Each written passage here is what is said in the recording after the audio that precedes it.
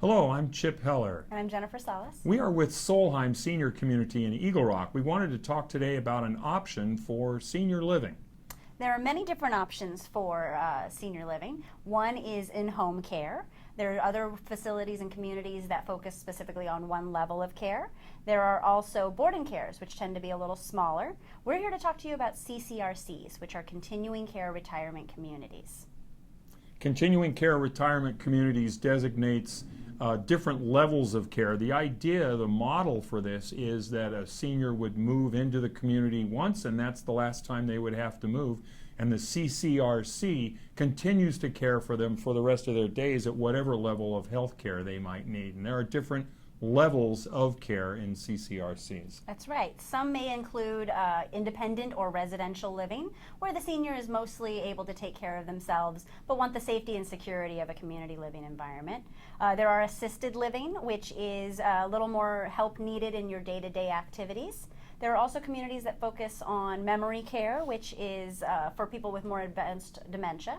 And then there's a skilled nursing aspect, which is more of a hospital-type environment.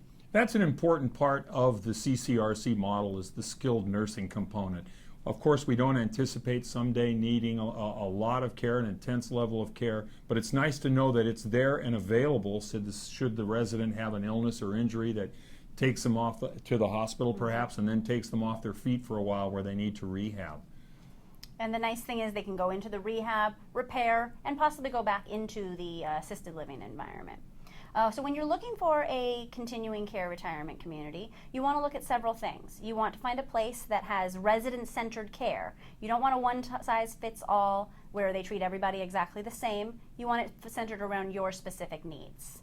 Ideally, you find a community where the caregivers are licensed, they're all certified, and they don't necessarily just care for the residents, but they also care about the residents. And this is research that would be very beneficial to do. I think so too. There are also physical amenities, such as some communities have wellness centers or gyms, so that you can get a little bit of physical exercise and take care of your physical well-being as well. And social calendars. You want to make sure that the calendar of activities is catered to your level of need, and that you can find things that you want to do on a daily basis. It's so important for the community to make sure that the lives of the residents are enriched and that they provide social activities, that they provide physical opportunity to exercise and get better, to enrich their bodies, minds, spirits.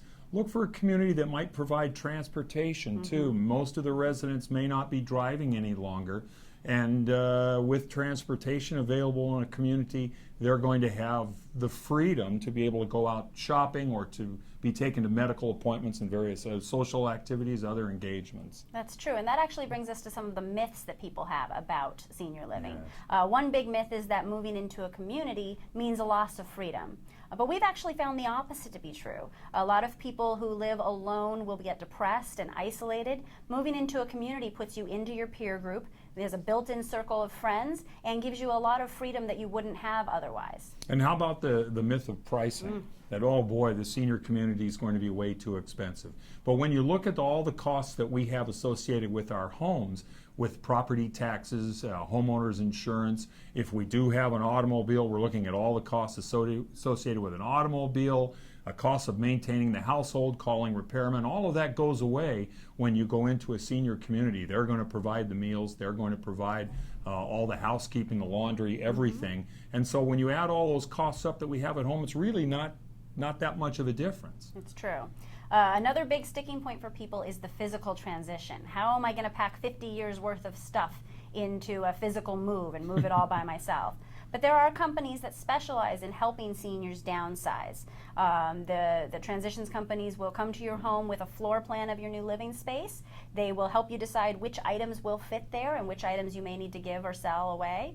And they will set it all up for you in your new home so that by the time you get there, it's all set up for you. You don't have to do a thing. And there are some that even provide the opportunity for estate sales and online auctions for things for residents that have maybe really valuable things that they know they're going to have to part with.